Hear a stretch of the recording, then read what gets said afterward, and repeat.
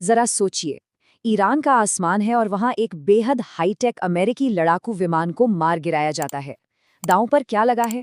सच पूछिए तो सब कुछ। ये एक ऐसी कहानी है ना जिस पर हॉलीवुड भी एक जबरदस्त फिल्म बना सकता है।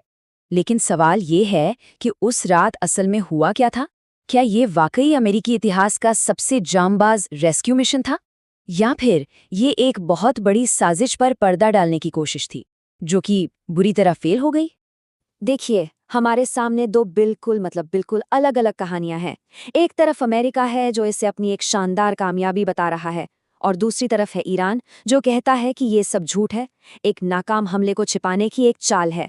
तो सच क्या है? चलिए इस पूरे मामले की गहराई में उतरते हैं और पता लगाते हैं। तो सबसे पहले बात करते हैं अमेरिकी पक्ष की। उनकी कहानी किसी एक्शन फिल्म की स्क्रिप्ट से कम नहीं है। इसमें हीरो वाली बहादुरी है, जान का खतरा है, और आखिर में एक ऐसा ड्रामा है जिसके बारे में किसी ने सोचा भी नहीं था। तो हुआ ये कि 3 अप्रैल को एक अमेरिकी F-15E फाइटर जेट एक नाइट मिशन पर था, और सुनिए, इसके पास था GBU-28 बंकर बस्टर बम। ये कोई मामूली बम नहीं है। इसका काम है जमीन के बहुत नीचे बने ठिकानों को तबाह करना, और तभी इसे एक मिसाइल से मार गिराया जाता है। पायलट तो कुछ ही घंटों में रेस्क्यू कर लिया जाता है, लेकिन उसका साथी वेपन सिस्टम ऑफिसर पूरे 2 दिनों तक दुश्मन के इलाके में फंसा रह जाता है। कहानी का असली रोमांच यहीं से शुरू होता है। अब आते हैं कहानी के सबसे दिलचस्प हिस्से पर, वो रेस्क्यू मिशन जिसे अमेरिका अपने इतिहास के सबसे साहसी और मुश्किल ऑपरेशंस में से एक मानता है।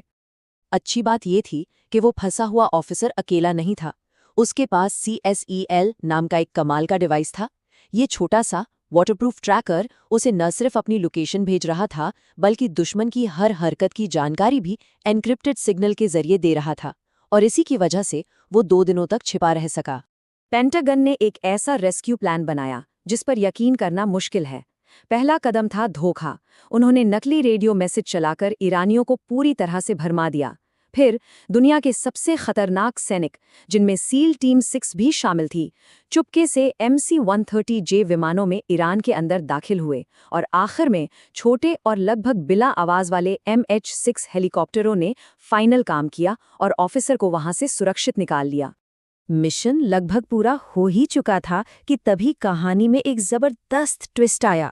जो मुख्य MC-130J विमान थे, उनके पहिए नरम रेत में धंस गए और वो उड़ ही नहीं पाए।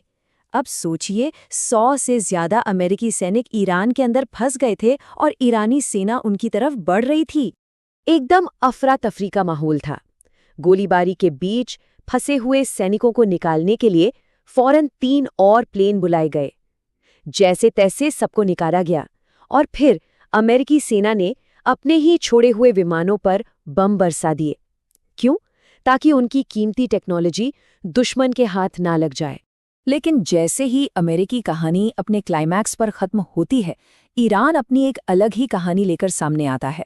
एक ऐसी कहानी जो अमेरिका के हर दावे पर सवाल खड़ा कर देती है। ईरान के लिए ये कोई हीरो वाला रेस्क्यू था ही नहीं। उनके मुताबिक ये एक नाकाम हमला था, एक सीक्रेट ऑपरेशन जो बिगड़ गया, और अब अमेरिका इस पर पर्दा डालने की कोशिश कर रहा है। ईरान ने अपने दावों को साबित करने के लिए सरकारी टीवी पर जलते हुए अमेरिकी विमानों की तस्वीरें भी दिखाईं। उन्होंने दावा किया कि सिर्फ F-15 ही नहीं, बल्कि उन्होंने C-130s और रीपर ड्रोन्स को भी मार गिराया। और तो और BBC ने भी वेरीफाई किए हुए फुटेज दिखाए हैं जिनमें ईरानी सेना अमेरिकी हेलीकॉप्टरों पर गोलियां बरसा रही है।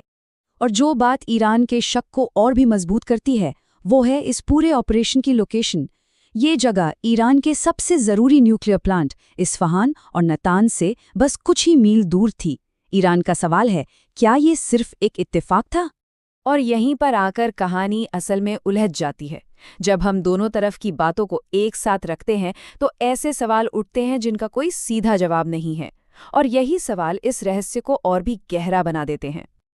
पहला और सबसे बड़ा सवाल तो यही है कि सिर्फ एक ऑफिसर को बचाने के लिए 100 से ज्यादा एलीट सैनिक, इतने सारे लड़ाकू विमान, मतलब इतना बड़ा तामझाम क्यों?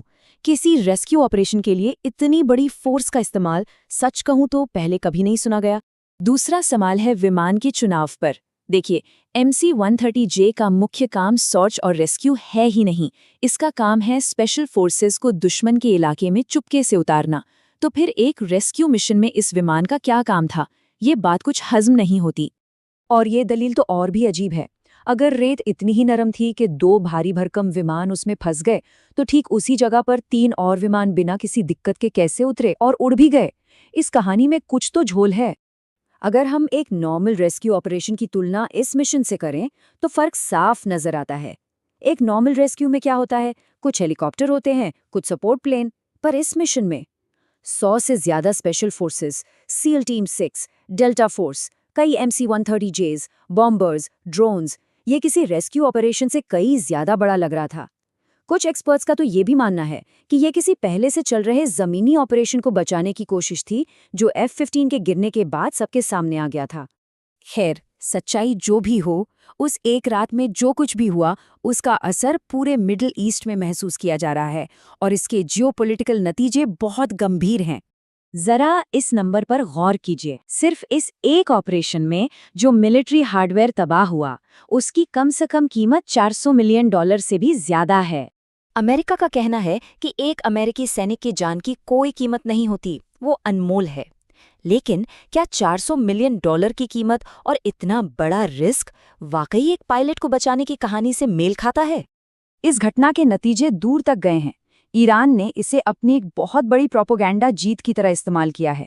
सालों से जो ये माना जाता था कि अमेरिकी सेना अजेय है, उस धारणा को एक बड़ा झटका लगा है।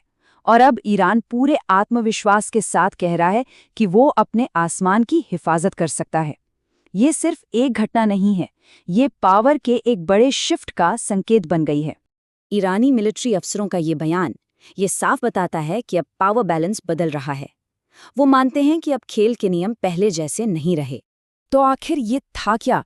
एक हीरो वाला बचाव, एक बुरी तरह नाकाम हुआ हमला, या फिर अमेरिका और ईरान के बीच चल रहे छाया युद्ध का एक और खतरनाक चैप्टर? पूरी सच्चाई शायद हमें कभी पता ना चले, लेकिन एक बात तो तय है, इस एक घटना ने मिडिल ईस्ट में शक्ति के समीकरण को हिलाकर रख दिया है और इसका असर आने वाले कई सालों तक महसूस किया जाएगा।